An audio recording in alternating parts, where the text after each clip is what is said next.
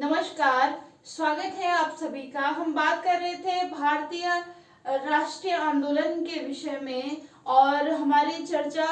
Last हुई थी कि भारत में राजनीतिक चेतना का विकास करने में या भारत के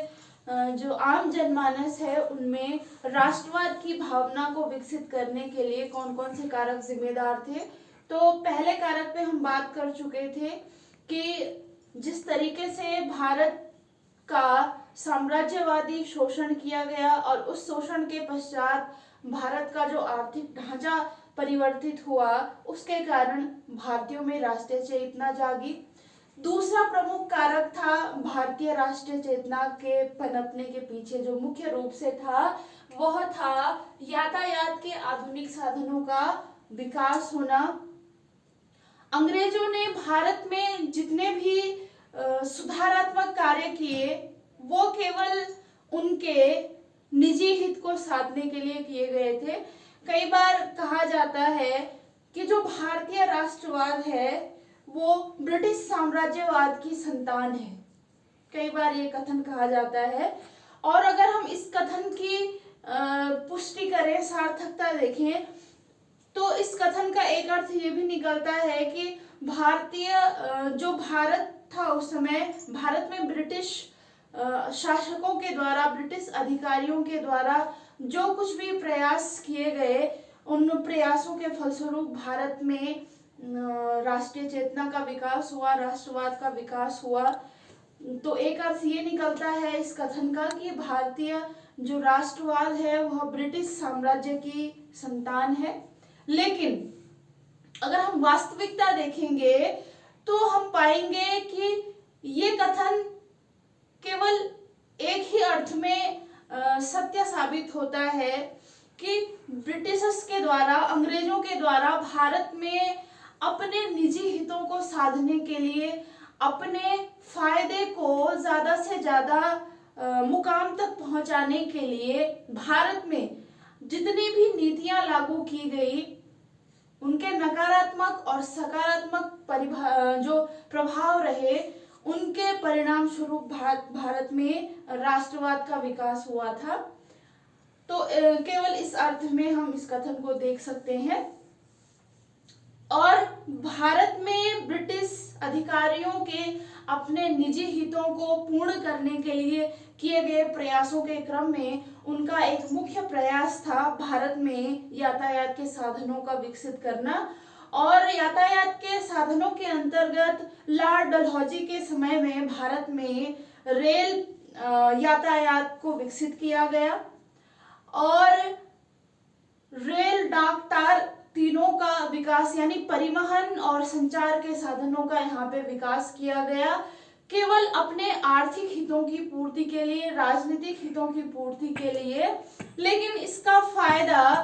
भारतीयों को भी मिला। 19वीं शताब्दी में हम देखेंगे कि 19वीं शताब्दी के अंत तक भारत में अंग्रेजों के द्वारा लगभग 25,000 मील लंबे रेल मार्ग का निर्माण किया जा चुका था। और इतने बड़े स्तर पर रेल यातायात के विकास के होने से भारत को एक बड़ा फायदा ये हुआ कि भारत जैसा बड़ा देश जो कि कश्मीर से कन्याकुमारी तक फैला हुआ था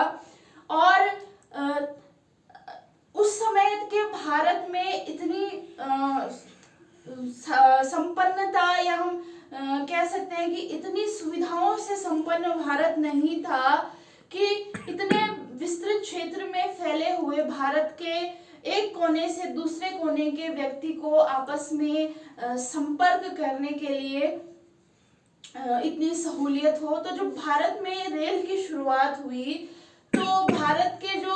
अलग अलग दिशाओं के लोग थे उनका आपस में जनसंपर्क होना संभव हो पाया और अब वे एक दूसरे से लगातार संपर्क कर सकते थे।